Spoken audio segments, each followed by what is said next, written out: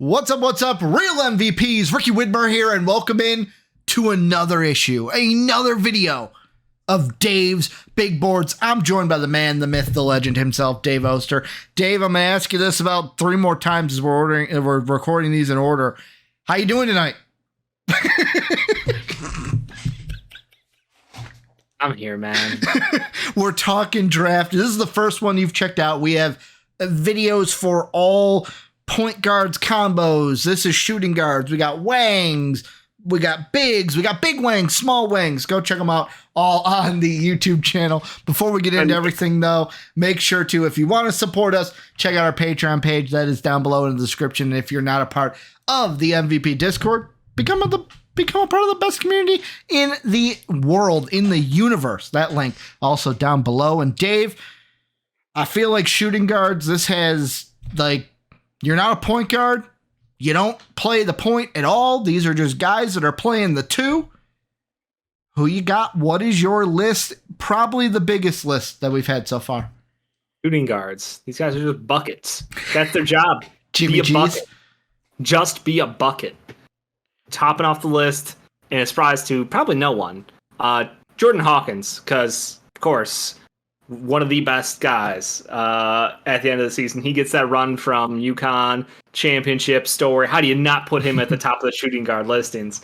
Number 2, I got Bryce Sensabaugh out of Ohio State. Number 3, I have Malcolm Cazalan, international player who probably flying under the radar. At 4, Julian Strother, basically a professional bucket already.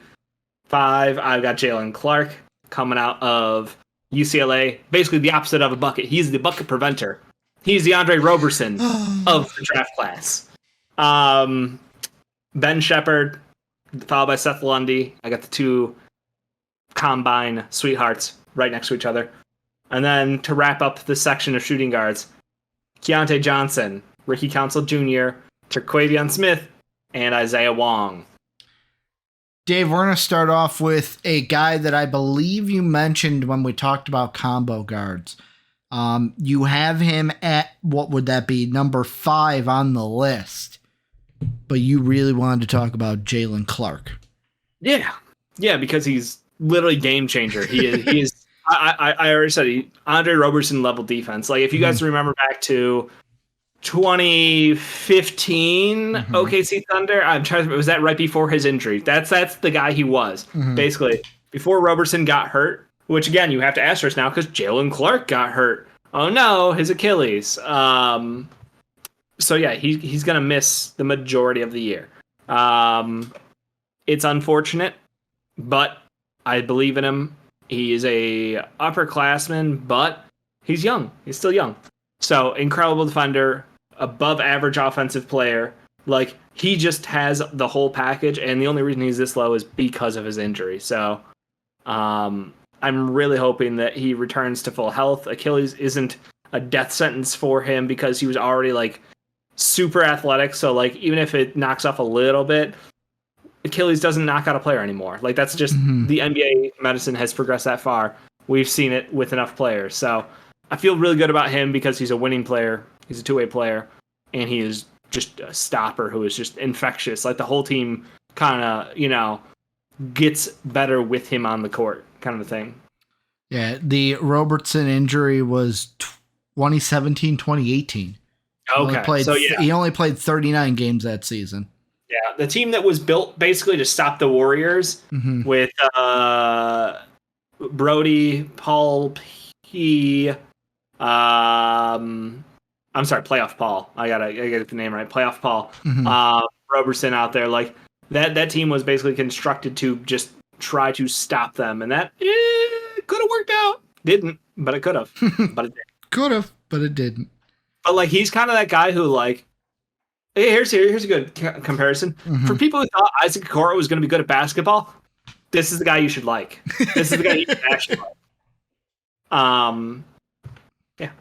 I mean, really Isaac Okoro's okay. Talk to Cavs fans. Kai, let us know. Oh, wait. Sorry. Not a Cavs fan. Sorry. I'm confused. Yeah, no, I think he's going to succeed at the next level. Then high IQ, high. Then why do you have him only 5? How much Because better are the guys ahead of him? The Okay. Achilles. I want to believe, Ricky. You know me. I fall in love with players who are injured. I'll ask this. This is a Dave thing. We all know that I do this. Without the Achilles, how high would he be? Probably 1. Okay. Probably he'd be above Hawkins. He'd be right there. Hawkins is a limited player, but what he does so well that it's just hard to ignore. So, like, Bryce Sensabaugh is incredible as a bucket. He's not athletic. He struggles at the rim at the college level, so you have to be like, well, that's not going to get better as a pro probably if you're already lacking athleticism and you can't finish well. Like, but he hits the mid-range. He can shoot the 3 really well. But there's a reason Ohio State's coach really didn't want to play him. He fouls often. He fouls dumbly. That's a good take. Dumbly. He's got a lot to grow. His effort defensively is lacking. So Hawkins basically just being a 3-point coming off of a screen. This man will run laps around the court. 2 screen, 3 screen setups. And that is how UConn won a championship, basically, was just using him to run down other teams' defenders until he got clean looks. Yeah. And meanwhile, they were getting free points in the paint with Sanogo. Yeah. But he's not an amazing defender. He's good. He's got the potential to. He's got a body that could, translate into. So you got a incredible 3-point shooter who's navigates screens like a magician out there. You've got a bucket who hits the harder shots in basketball already. And you're like, if we could just get him to not be a dick on, defense and hustle, could be worth something. You don't have to finish at the rim if you just hit that higher percent shot, a la DeMar DeRozan, early in his career when he worked the midi to death. And then he just kept getting better. So, like, a lot of people want to take, a TJ Warren comparison to Bryce Sensabaugh, and I think that's valid. Totally valid. So both those guys are up there because of how efficient they were. Malcolm's up there because I think that he's got good size, good game sense, shoots well from the outside, can finish inside. Like, he feels like he's got a lot of the tools. My only concern is I want to see him against NBA athletes, and I want to know if he can still get those shots off.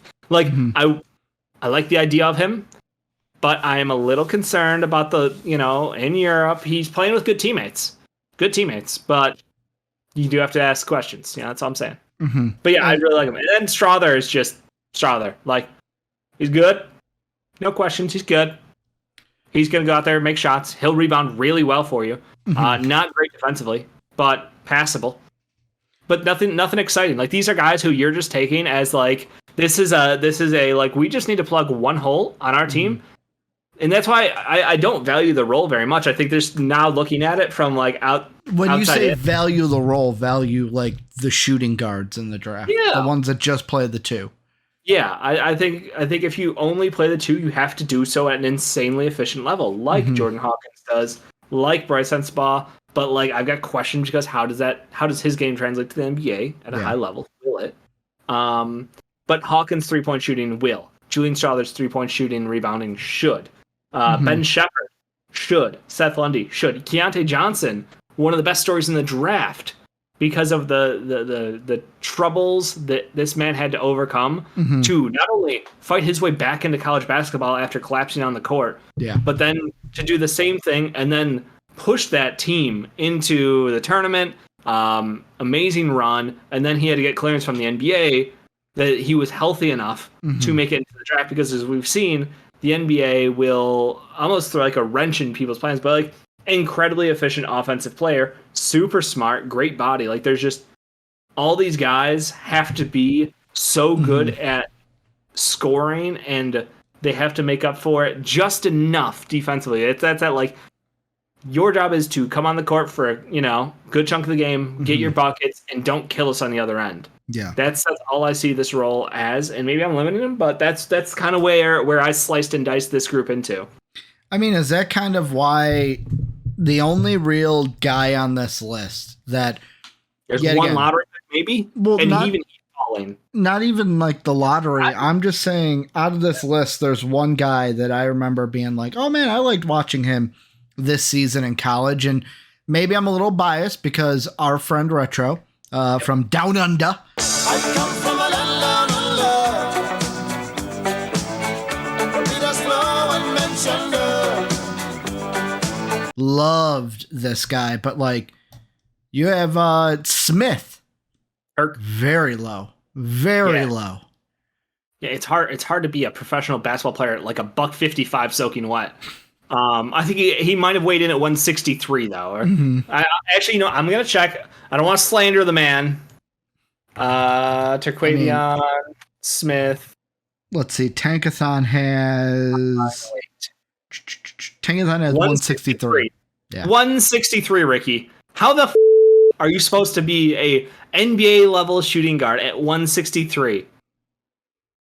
That is, and he's not 18. He's not 19. Mm-hmm.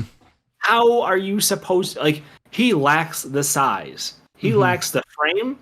He's working on his handle and his facilitation to his credit. This is his second time through the combine. He clearly went back to college to grow his game. Yeah. Don't think he really got much of a push forward.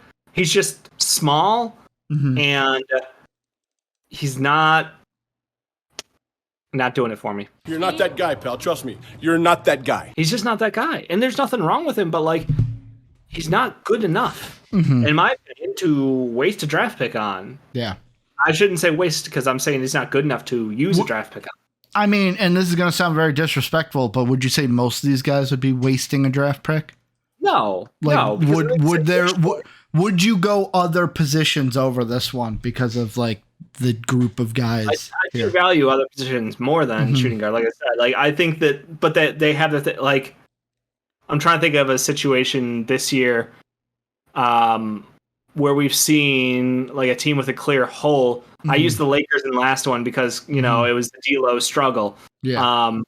But obviously with Booker taking over as point guard when Chris Paul went down, they were searching for that next guy up to help fill out that the guard backcourt basically. And they rotated through like 3 different guys. If they had a Jordan Hawkins, he would be perfect. If they had someone like Julian Strother, perfect. Literally, those are the exact style guys you would want out there on a championship contender roster to give you, 10 to 15 minutes of great shooting. And then if they get better at defense, you can keep them out there even longer. Like, everything about this is just, they are complementary pieces. They're not, in no scenario in the NBA these days, like, can you name a shooting guard who is a championship, like, number one? That's just not the NBA like anymore. Pure shooting guard? Yeah, pure shooting guard. Who's a championship number one? Clay would be more of a wing, right? He's a wing, but also he's not a number one ever. Good point. Steph was the number one. And then KD was the number one. Yeah. Zach LaVine. Look where that's gotten us. Let's not start the trauma. No. I'm just saying, like, he's our number one. I'm not saying that's good or bad. Well, I'm not saying that's good. Yeah, I'm just saying, like, in the last couple of years, you've seen the championship basically run through wings and bigs. Yeah, and their complementary pieces are guards. I'll say this. I'm not saying he's championship. I'm saying, like, we are a team where that's our number one. Yeah. So maybe that does fit your point perfectly. Yeah, I just think that the value of the position has gone down because of the way the NBA has changed. Yeah. And look, its rule set will keep changing. So, like, could there be a return of the shooting guard being ultra valuable? Sure. But, like, Devin Booker literally has evolved his game to where he's a combo guard. He is a do everything. He's a great facilitator. He's a good, I would say good defender. Yeah, he's a good defender now. He literally brings everything to the table as a combo guard. He's not just a shooting guard. Like, that would be slander against him. Like, that's interesting though. Cause like, I'm trying to think, like, guys that popped in my mind, and you tell me if I'm crazy or not. Like Jamal Murray. In college, we talked about his shooting, the blue arrow. He's more of a combo guard to me now. 100% combo guard, yeah. Jimmy Butler, shooting guard coming out of college. Like, I mean, yeah, but like, yet again, like, he's shifted from what he was coming out of college is what I'm saying. Like, it feels like shooting guards either shift to the combo guard or get that size shift to the wing. Exactly. Yeah. And So I guess that's a very good point, Ricky. How many of these will shift? Yeah, out of this list, who do you think is going to shift? If I had to guess, like Ben Shepherd. Ben Shepherd's the guy who could shift over and be a combo. That one, maybe. Again, I'm guilty of being late to the party on that too. I did not. He literally hit my board because of the combine. He was on the charts for like, hey, this guy's got crazy efficiency. You should look at him thing. But like, I never was like, small school, probably, whatever. I just kept not paying attention until you watch him work out. You see what he can do. Pretty impressive.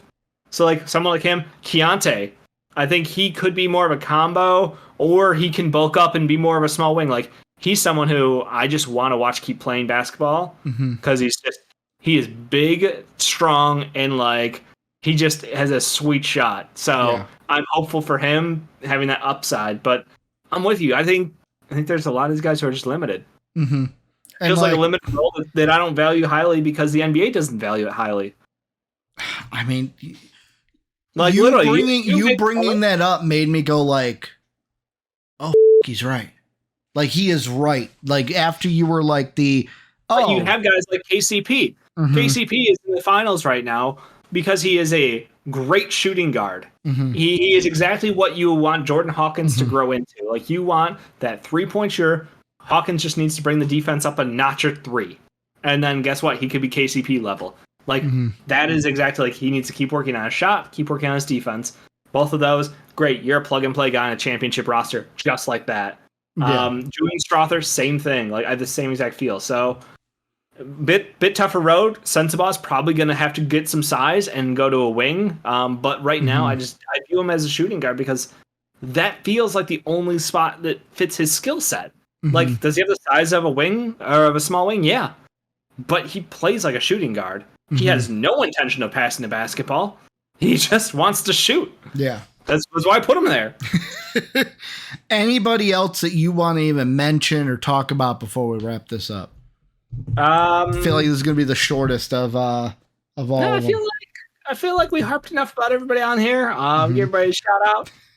Yeah, I feel pretty okay about that.